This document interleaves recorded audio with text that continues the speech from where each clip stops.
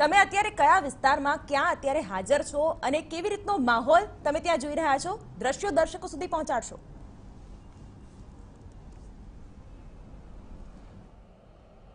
શિવાની, અત્યારે હું જ્યાં છું ત્યાં જે બોડકદેવ વિસ્તાર છે ત્યાં પારમેશ્વર મહાદેવ મંદિર, આપને જો દ્રશ્ય બતાવીશ, આ જે મંદિર છે એ મંદિરમાં અમિત શાહ જે છે એમની અતૂટ શ્રદ્ધા છે અને કોઈ પણ શુભ કાર્ય કરતી વખતે અમિત શાહ જે છે એના પહેલા અહીંયા આવીને ચોક્કસથી આશીર્વાદ લેવા માટે આવતા હોય છે અને ખૂબ પ્રખ્યાત પારમેશ્વર મહાદેવનું આ મંદિર છે.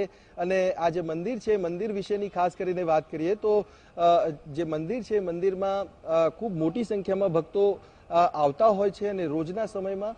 અને જે મંદિર છે એ મંદિર વિશે જો વાત કરીએ તો મંદિરની ખાસ કરીને વાત કરીએ તો કઈ પ્રકારની વિશેષતાઓ છે અને શું મહત્વ છે એનું?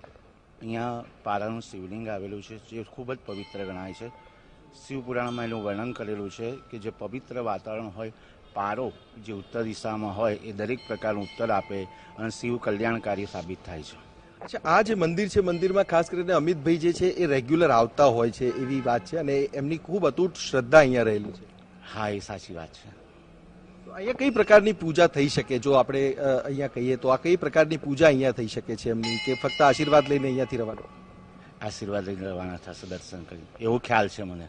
અચ્છા, અહીંયા જુઓ તો શિવાની, જે ભક્તો છે ભક્તો રોજના જે છે એ અત્યારે છે સવારના સમયે ખૂબ મોટી સંખ્યામાં ભક્તો અહીંયા આવતા હોય છે.